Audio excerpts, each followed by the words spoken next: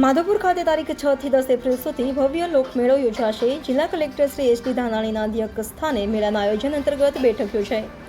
પોરબંદર જિલ્લાના માધવપુર ખેડ ખાતે રૂકમણીજી અને ભગવાન કૃષ્ણના વિવાહ પ્રસંગ અંતર્ગત લોકમેળાની ઉજવણી તંત્ર દ્વારા તૈયારીઓની શરૂઆત કરવામાં આવી। માધવપુરનો મેળો આગામી તારીખ 6 થી 10 એપ્રિલ સુધી 5 દિવસ દરમિયાન આ લોકમેળાનું ભવ્ય આયોજન કરવામાં આવી રહ્યું છે। જે અંતર્ગત જિલ્લા કલેક્ટર શ્રી એસ.ડી. ધાનાણીના અધ્યક્ષસ્થાને માધવપુર મેળાના સુચારુ આયોજન અંગે અધિકારીઓ સાથે કલેક્ટર કચેરી સભાખંડ પોરબંદર ખાતે બેઠક યોજાઈ હતી।